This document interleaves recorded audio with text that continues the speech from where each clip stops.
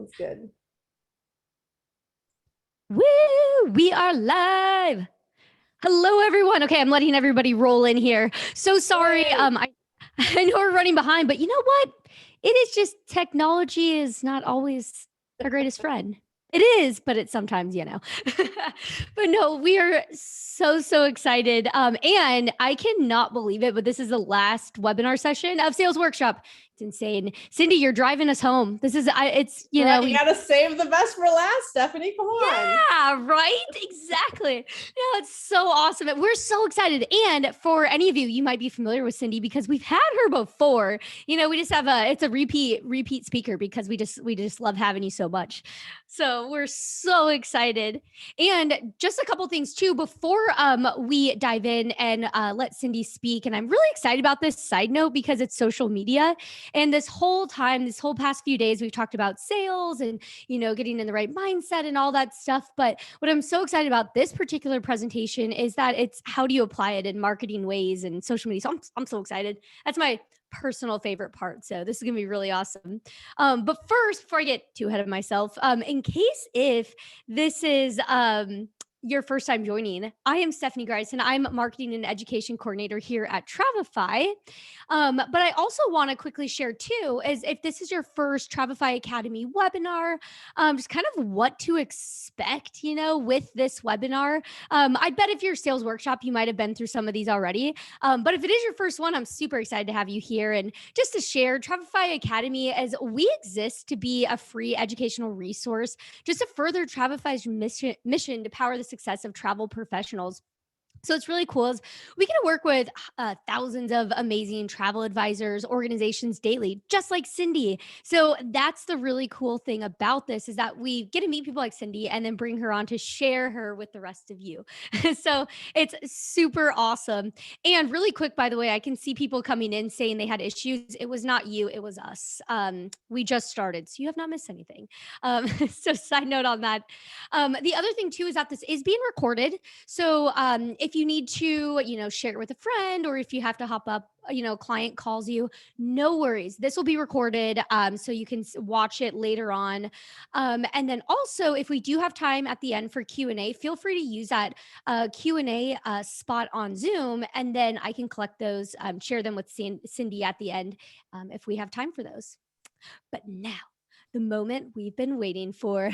Let me introduce Cyndi here. So if any of you, if this is your first time hearing Cyndi, Cyndi Williams is a travel industry expert, advocate, and growth consultant, top travel industry motivational speaker, TV show and podcast host, but also CEO of Careers on Vacation. So Cyndi, thank you for being here with us today. I'm so happy to join you. We love our friends at Travefy, and we're coming to you from our new studios here in Austin. You guys are getting like an inside peek before the rest of the world. So that's awesome. Thank you for that wonderful introduction. I think we're just going to dive right in and start talking about driving sales with social media playbook. And I was laughing so hard on Monday when Facebook and Instagram went down because I thought you couldn't have timed a better time to have this session today. So I'm really excited to bring you guys some great content today. So let's dive right in. As Stephanie mentioned, I've been in the industry for a minute, 27 years. I operate and own my own award-winning agency, which is where we test all of these things I'm going to train you today. So they are tested and vetted in real agencies, and I work with hundreds of brands on an annual basis to test these as well. And of course, I'm the CEO of Careers on Vacation. But really what I want to share is my passion. I always say I have a passion, of course, for travel, fantastic earrings, and coffee mugs. If you follow me on YouTube, now you know those things. We're best friends. And the other things I have a passion for are teaching travel professionals like you how to grow.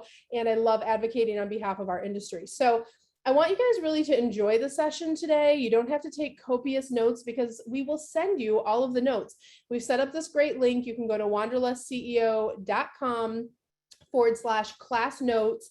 And I think Stephanie will put that somewhere, or it'll be in the recording here too. So if you just take a minute to write down that link, then you can get all of the class notes sent to you. So we can just enjoy and engage in the session. And as Stephanie mentioned, feel free to ask questions. I'm going to try to answer as many as I can at the end. But my objective here today is really to help you learn how to build your following on social media, but not just how to build a following, because a big following doesn't mean anything unless you convert that following into traffic, meaning into leads to your travel agency or your travel business. So we're going to focus on both of those today as we dive in. So first, I want to talk a little bit about understanding social platforms, because I know this is overwhelming if you guys haven't done marketing before. Maybe you're really good at one platform, but you can't figure out why another platform's just not working well for you. I want to stress the fact that each platform is really unique. They all have a different algorithm, which means you have to have a slightly different strategy for each platform. What works on Facebook doesn't always work on Instagram. What works on Reels doesn't work on TikTok. And the story goes on and on, right? So just keep that in mind. It's not you, it's them. They just have a different way that you have to communicate and function on their platforms in order to get the most success out of each one. Staying relevant and adapting, understanding that part of our jobs as travel professionals is always to learn, but also that gets pulled over into this marketing arena. You're always learning about marketing. You have to stay relevant and you have to adapt. That's really key. But here's the fresh breath of fresh air and the good news. You guys don't have to do every platform. I know the instinct is I have to be everywhere, but if you're everywhere, sometimes that doesn't always work because you're spreading yourself too thin. So the good news is you can pick 2 or 3 platforms and really be relevant there. So let's talk about how to architect a strong social strategy. And I know this is what you guys are looking at. Like, where do I start? Do I do something on Facebook, Instagram, YouTube, LinkedIn, TikTok, Pinterest, Snapchat, right? All the things. Where do you even start? I want you to pick 2 to 3 and do those well before you do anything else. So if you're trying to do everything, I want you to take some pressure off yourself and actually scale back, because you're going to scale back, but you're going to scale back to do more and have a more laser focused effort on the ones that you're doing. And I'm actually going to share with you today my top converting social media platforms, my top 3 converters, and I'm going to share some things that you can do, my top 3 tips for each of those as well. So, but the place to start is if you have one that you love, like if you really love TikTok and that's easy for you and you've just kind of gotten into that whole TikTok culture, maybe that's one that's going to be on your list. And then I'll share the top converters that we see in the travel industry and things like that here in a second. But I want you to take the pressure off. Just pick 2 to 3. The other thing that I see a lot whenever we bring a new client on that works with us, we really go through and we do a social audit, and we look at all of their assets online. We look at their website. We look at what they're doing on all the platforms. And the most common thing that we see is kind of like they've started things in different places, but they're just kind of like throwing spaghetti at the wall, or like they're trying to engage and play in those social media arenas, but not really with a focused strategy on how to use social media as a business instead of as a consumer, right? That's a totally different process, consuming versus creating in these social media areas and having that strategy. So that may be why you're feeling some frustration around social media. You're like, why isn't it working? I'm playing on it every single day. It's really about having some strategy behind it. So first and foremost, like I said, pick 2 to 3 platforms as you start architecting your social goals, social media, and don't put all your eggs in one basket. It's so funny. We already had this in the PowerPoint. We built this like months ago when we were planning this session with Travelify. And then Monday happened. For those of you who maybe didn't get the memo, Facebook, Instagram, and WhatsApp totally went down around the entire world. And it was so crazy. I was watching our companies very closely because I have a travel agency. I have other travel brands that I run, and we still had leads coming in. But how is that possible? It's because we don't put all of our eggs in one basket. Yes, we use Facebook. Yes, we use Instagram, and we get leads from those every day, but we don't just do those. So making sure that you're diversifying your marketing, making sure you have a multifaceted approach with your marketing. Monday was a really good reminder of that. So while you don't have to do everything, I also don't want you to just do one. Does that make sense? So create a goal for each as well. Like, what is your goal on Facebook? What's your goal on Instagram or whatever platforms you select? And then I also want you to think about what is the value that you're delivering on these platforms. It's not just about showing a pretty picture and asking people to book an appointment with you, right? You want to really think about what is the value I'm going to deliver in these spaces, and then who are you going to show up as? And I'm not asking you to be someone that's not yourself. Authenticity is very key, but who are you on Instagram? Meaning, what are you sharing on Instagram, and how is that different from what you're sharing on Facebook? Like, that's going to tie into your strategy. So think about that as you're building your architecture. That's really important that you approach each platform a little bit differently. A couple other architecting tips. Authenticity is key. You guys have to be yourself. The authenticity is the new sales, is what we say in the circles that I run in. It's not about being Cyndi, right? It's about being who you are. What do you bring to the table? What can you share? Don't go about your strategy trying to be what you think people want. You have to be you at the end of the day. And if what you have to bring to the table is it will be, because it's you, it's special and it's valuable, you have to figure out how to bring that to the table in an authentic way. And then the people that you really want to work with will connect with you more organically. So take the pressure off, be yourself. Don't try to be something you're not.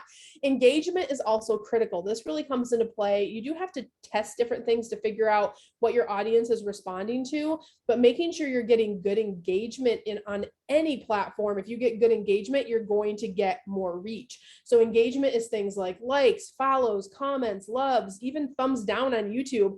I mean, hilarious, but it's kind of like the revenge for all the haters out there. When someone thumbs down one of my videos on YouTube, I'm like, you just actually helped more people see this video, right? The engagement doesn't matter, but whatever engagement you get, it actually helps you kind of extend your reach in these platforms. So that's actually a really good thing. And then thinking about an effective ad strategies. So we're talking about a lot of things that are free, or what you call organic growth today, but you can layer in ads in some of these spaces like Facebook, Instagram, YouTube all have ad space.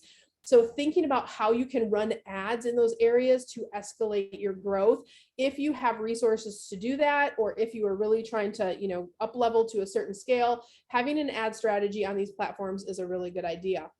Another pro tip is create more than you consume. How many of you have gotten sucked into the TikTok void where you go to watch a couple TikToks and then all of a sudden it's 3 hours later? You are consuming, you're not creating. So I have some really strict rules around social media with my interaction. And I want to throw this out to you guys to think about this. What could you do with 9 laser focused weeks on your business? What would you do if you had 9 laser focused weeks?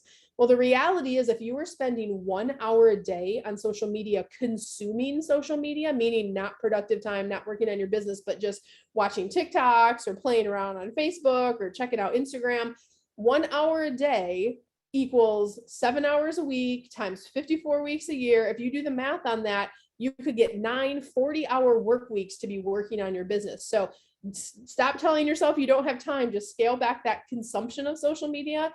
And I want you to think about social media as a place to do business versus consuming. So consume, not create, is kind of the message of the day, and you'll get 9 weeks back in your life if you apply those.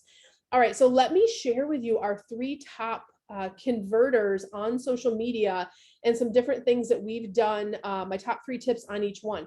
Facebook is a huge converter for us. Facebook has over 1 billion users. It also has a little bit older demographic, which means it has a little bit more money, right? Like people who have, gotten into the 30s and 40s and whatnot, they have bigger budgets and they have more time to travel a lot of times too. So they're a little further along in life, a little further along in their career. So that is, of course, you have all different demographics on Facebook, but the majority of people who are like my age or even a little bit older, we're still on Facebook. I know it's not the coolest platform anymore, but listen, the money is still on Facebook. So a couple of things on Facebook that I really want you to think about. Everybody probably has a business page on Facebook. That's great. You should have a business page. But I also recommend that you set up a private group. Having a private group on Facebook and really growing, having an effort to grow that group is important, because how the algorithms operate on Facebook and your potential to reach people, you can actually reach people further, faster if you have them in a group versus on your page. So having a group of 500 people is actually better than having a page of 3,000 that are following you, the way that the algorithms and the way that the reach works on Facebook today. So just keep that in mind. If you're not already fostering a group, that's a great thing to think about. Another thing that you can do is run targeted ads to grow your following. This is really a smart strategy. A lot of people will test a Facebook ad, or worse yet, you've probably done this. You've probably like, I'm going to boost an ad because Facebook tells me that I'm getting good reach. So let me try for $10 and boost this ad.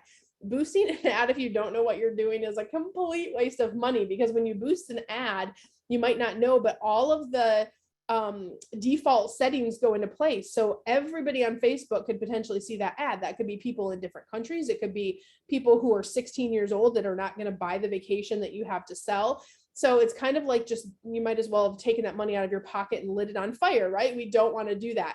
You want to do targeted ads on Facebook to grow your following. So Facebook ads are complicated, I know, but I will say they are worth the effort if you put the work in, learn how to do them, learn how to target the right audience. The other thing is, don't go for the upfront sale of buy this package now. You really want to use your strategy on Facebook to start growing your community, because once they're in your community, then you can market to them for free on a regular basis, right? So think about that with your strategies for Facebook. The last one, if you guys have been following me on YouTube for a while, first of all, thank you. If you've been following us on YouTube, you've made us literally the #1 channel for travel agent education. We just hit 15,000 subs.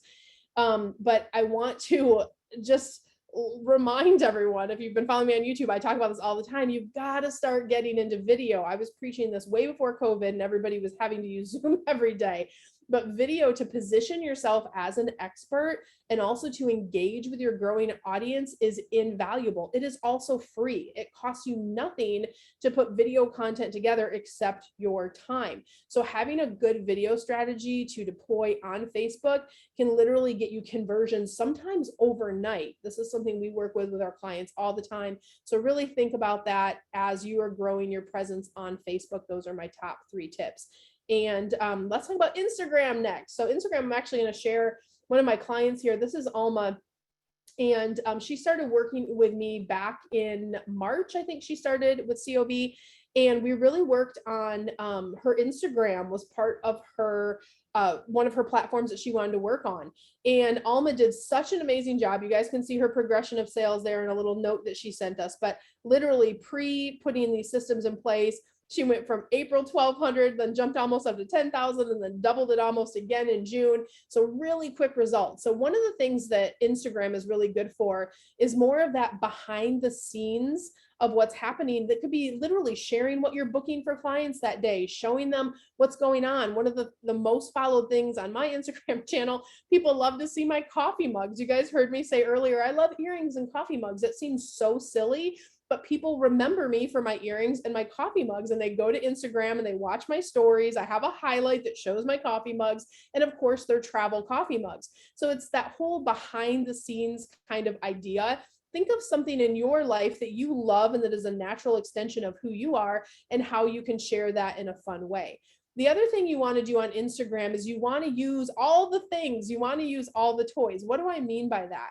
So all the platforms reward you when you keep people on the platform a little bit longer. So using things like the carousel. The carousel is when you load a picture, but instead of loading one, you load 3, 4, 5 pictures. So literally when someone sees, I did a carousel this week, you guys can check out and see how I do it on my channel. But maybe you've seen it before on Instagram where it looks like there's a little white square in the corner, and it means there's more pictures. So if you swipe, you're going to see more pictures. So if you go to Disney, for example, or you do a character breakfast and you're going to put a beautiful picture on Instagram, instead of putting just that one beautiful picture, go ahead and put 5 or 6 so people swipe through and see your whole character breakfast and the different characters that you saw.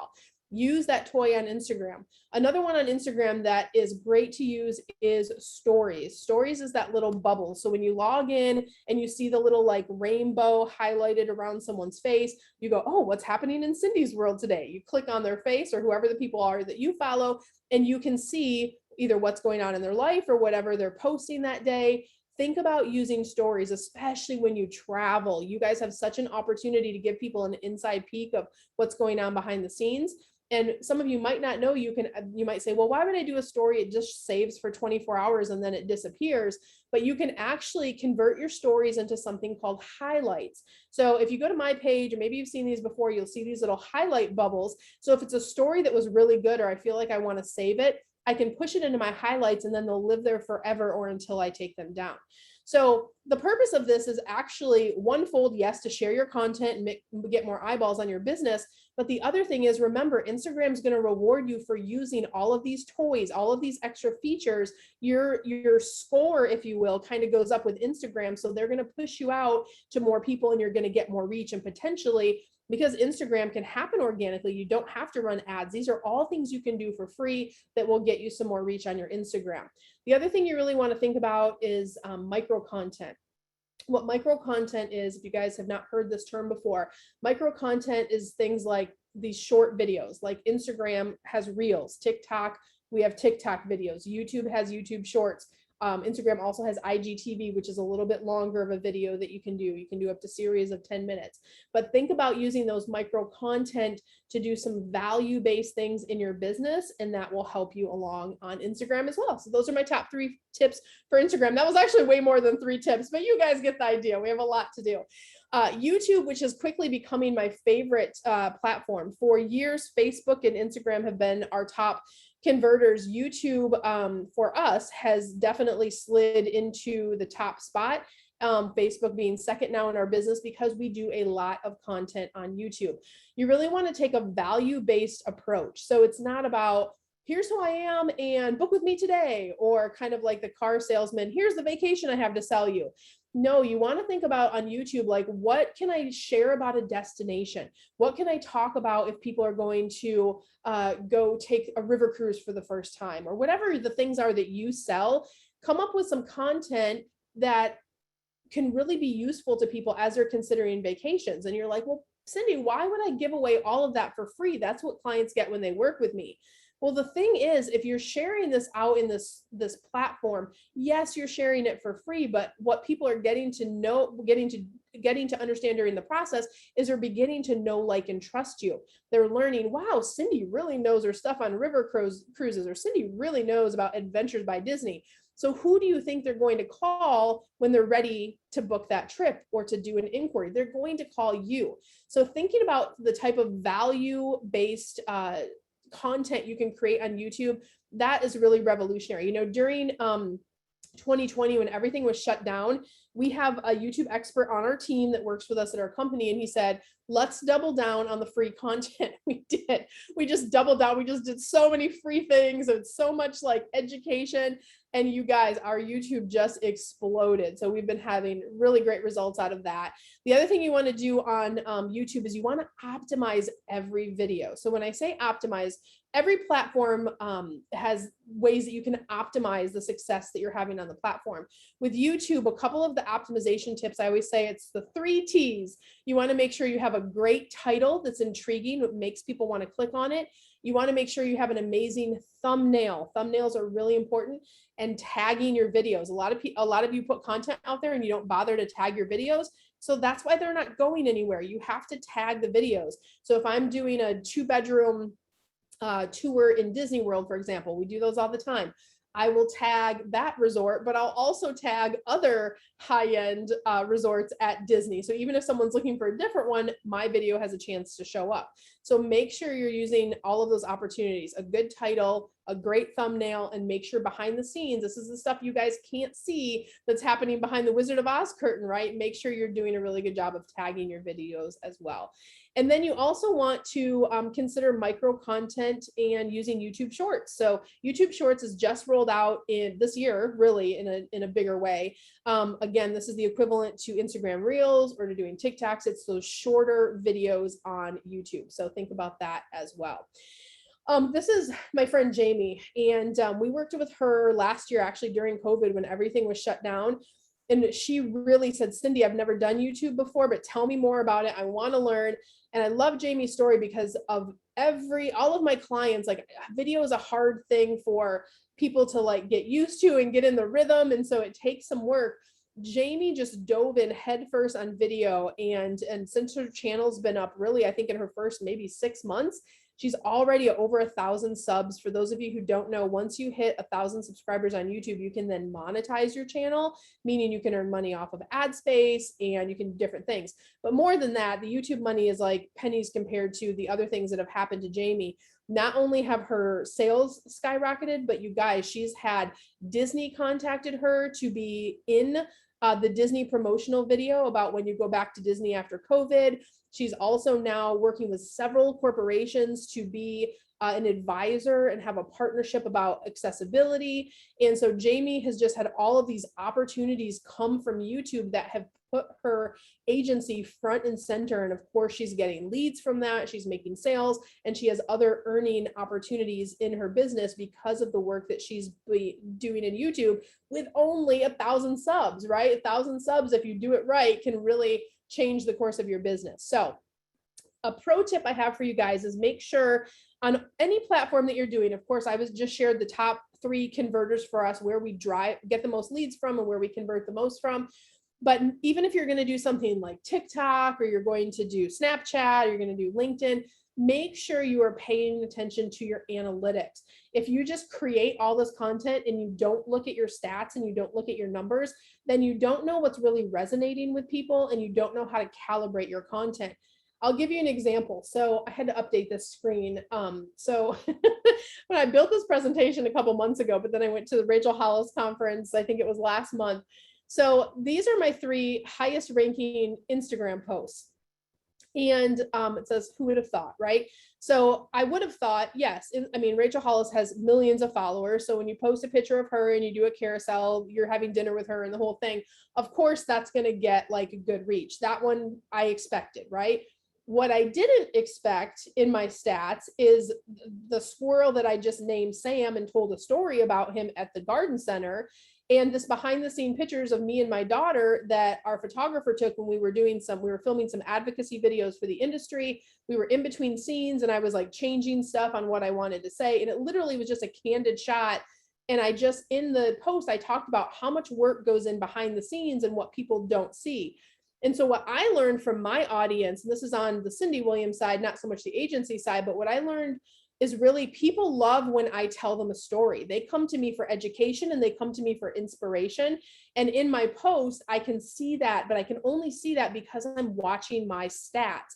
So, and when we do this with clients, we'll go through and do like the asset audit that we do, and we'll really figure out what people are responding to and what they're not responding to, so you can do more of the stuff people respond to. That way you're always fine tuning, whether it's Instagram, Facebook, YouTube. You should always be looking at those analytics to tell you this information. All right, we're going to talk about converting traffic now. We've talked about how you grow, how you get more reach, how you optimize some of these platforms. Here's a reality. I pulled a snapshot whenever we did this, built this a month or so ago. So we in our company have pulled at this time 11,000 new contacts into our system. You might go, oh my gosh, Cyndi, that's amazing. You're getting 1,200 like leads every single month to your business. Yes, it's amazing. We're super excited about it.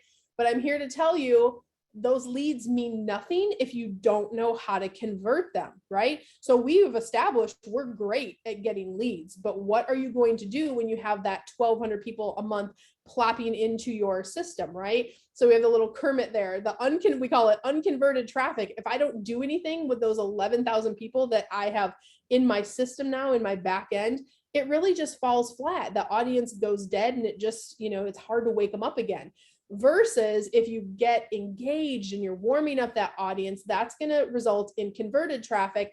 And that's when you get to go, I mean, let's face it, hang out with Leonardo and do your best like Gatsby life, right? So all of the things happening. So we're going to talk about now how you take that traffic once the traffic's coming in consistently. Maybe it is coming in consistently for you, but how do you get them to convert, right?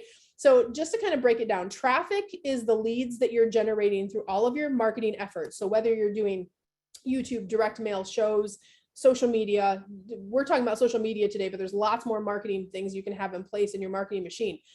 That is the traffic. That's what's coming in. Conversion is the process. That's the sales that happen as a result of a strong back end process. I call that, in our program, we call that building your marketing machine. So how do you convert, right? How are the leads are going to drop in there? Just visualize like an old fashioned like machine. The leads pop in the top. What's going to happen in that curation process, right? So I want to leave you with 5 last things to think about as you're converting your traffic. When you're setting up your marketing machine, this is what you want to think about. Once they fall into that machine, right? What are your calls to action? What do you want them to do? What is the first email? What is the client journey, right? Think about that ahead of time. And then that way, when the leads start to come in, you're starting that process. So think about, what are my calls to action going to be? Do you want them to follow you in other places? Do you want them to book a consultation? Do you want them to come to a webinar you're doing? I don't know. Think about that ahead of time though, so you can curate the follow-up content. And then, are you utilizing a lead capture? So this is something like either on your website, or maybe you have a giveaway, or you have a gift, or you have something that would be attractive to people that will generate you more leads in your marketing machine. That's another one to think about, to add another leg to your marketing machine. And then once you capture your leads, what is the follow-up process? That's that client journey. When we map this with clients, we actually kind of like build a roadmap out, like, okay, you have their information now. What happens next? You need to ask your questions. What is that journey you're going to take clients on, so they are going to know, like, and trust you? Is it going to be an email series? Is it going to be follow you in other places? What is the strategy going to be? Think about that in advance. And then also, do you have a strong sales funnel in place with various objectives? Your sales funnel, you can have service funnels, but there's for your clients that are booking with you, but I'm talking about sales funnels, meaning that period where you got their email to when they're actually going to book with you. What types of sales things are happening in that process? And then, pro tip, direct all of your leads to your marketing machine. It works for all types of marketing. I know we're talking about social today, but once you build this machine and you build your marketing machine, your follow-up process, make sure you're directing leads all to the machine, because that is where your objectives sit, if that makes sense. So I hope that helps. And if you guys want to see how we do our social media, you're welcome to grab that QR code, and then you can follow us in all of the places. We, of course, have a following on Instagram, Facebook, YouTube, TikTok, and we're doing all of the things. We also test, because we train clients for a living is what we do. We spend a lot of money. We spend over 6 figures in testing every year across these platforms and other marketing features to find out what's working for our industry, what converts, what doesn't work, and all the things. But if you're curious to see what we're testing and how we do it, you're welcome. And I would love to connect with you offline too. So we're going to open it up for questions. Stephanie, do we want to bring it back for questions? Oh yeah. Oh, there's so many good ones. Also, I just sat like with the little heart eye emoji the whole time. It's like, whoa, it's so good. I love it. There's just so much. It's amazing.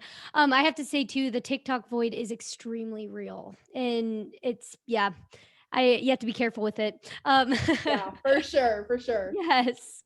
Okay. So, well, the first question that I have, a couple people asked us. This was more at the beginning.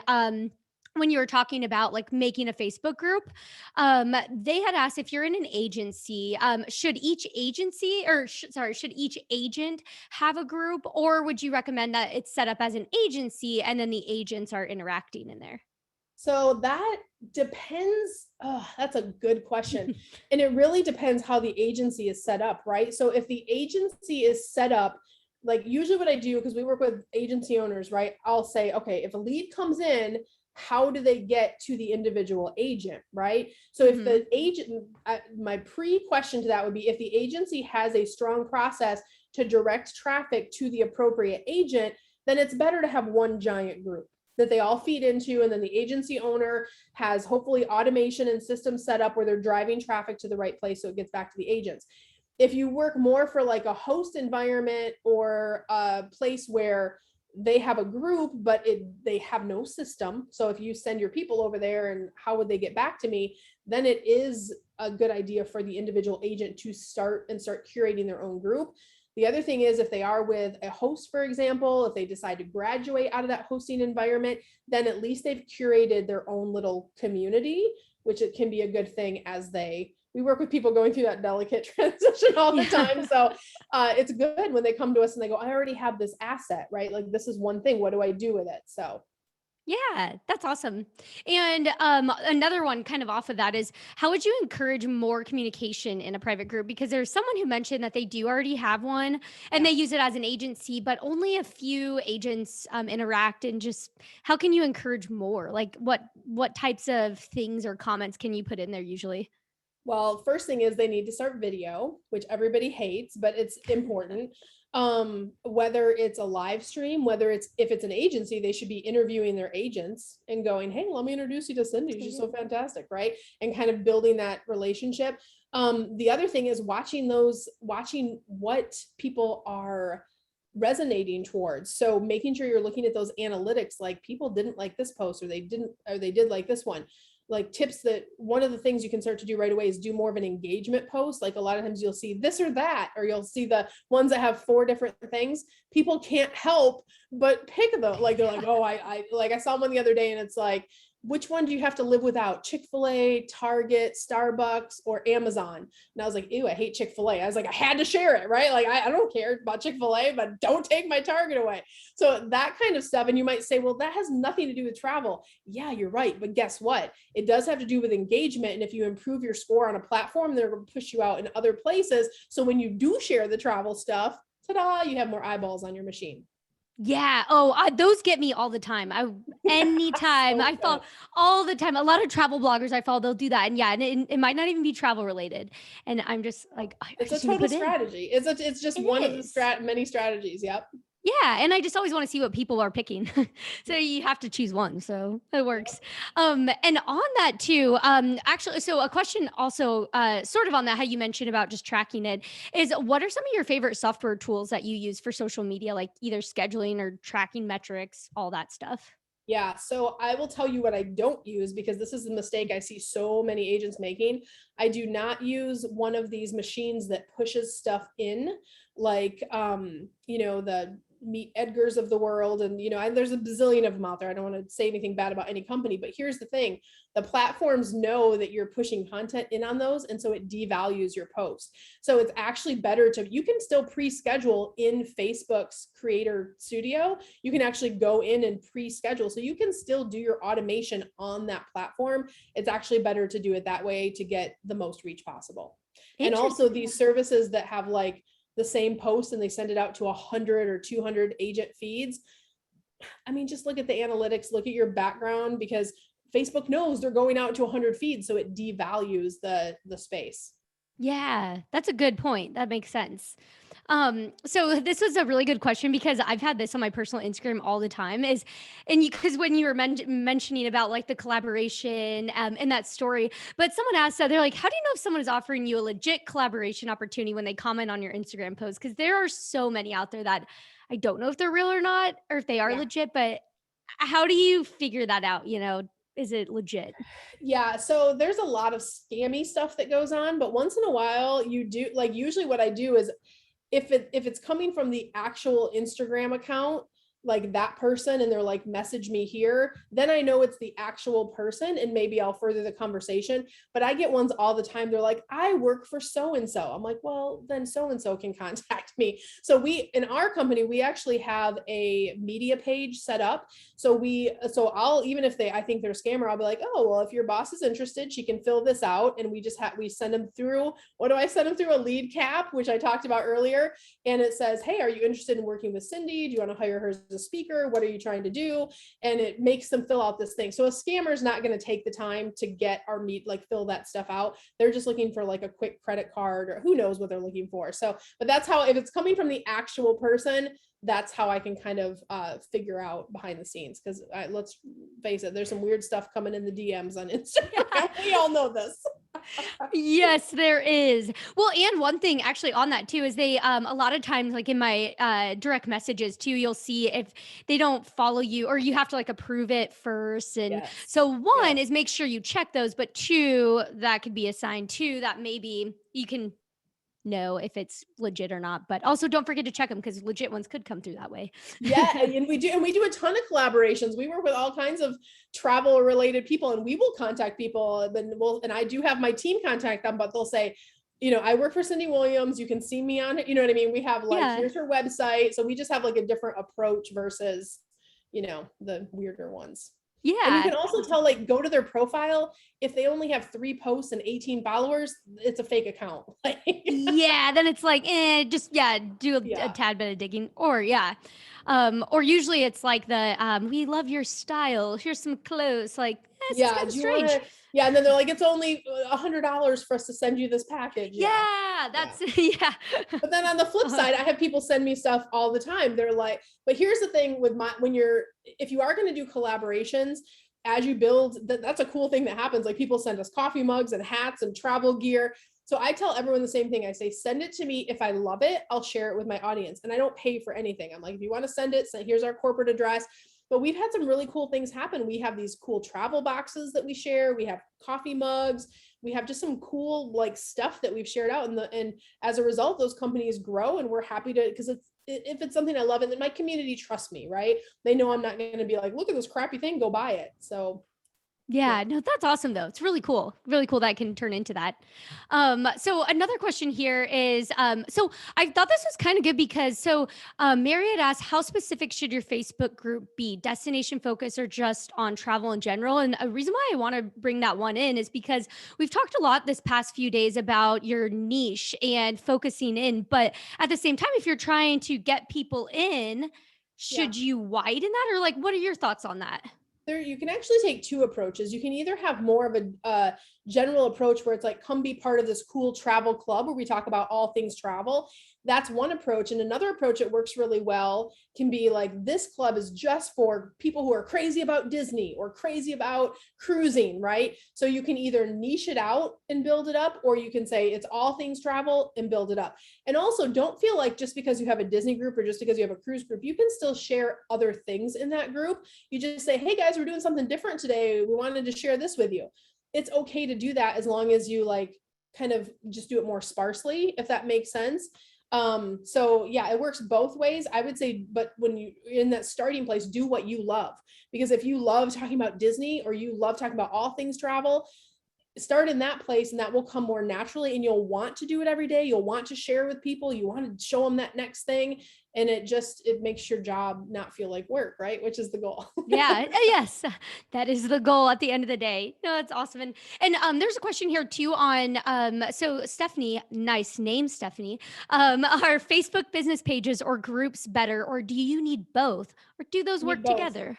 Yeah, because if you don't have a page, the page is in my day, it would be a telephone listing, right? So if you don't have a business page, people will see your group and they'll be like, what, is it a business? So you need to do both, ideally. Perfect, Dad. Another good question in here is, what do you use to edit your video for social? I have an editor, which is great. But that's helpful. But honestly, the ones that I do myself, we just use iMovie, regular old iMovie that comes standard on any Mac. I do have Final Cut Pro, but it's so I don't use it. That's one of my goals during my vacation this year is take a class on Final Cut Pro. But we really just use the basic iMovie in our courses. We train people how to edit, because I know editing can be overwhelming. And I want to tell you guys, don't get caught up in the details. Just get your phone out and start recording. Even if it's not edited, just record, have a call to action, and then ease yourself into editing. I didn't learn editing overnight. It took years to get to where, if you watch my videos now, and then you go back to the first video I made, you'd be like, holy crap, this is 2 different people you wouldn't even recognize, right? It takes time. So just give yourself that grace that it's a learning process, and just tell yourself every video is going to get better. Every video is going to get better, and just keep working on it.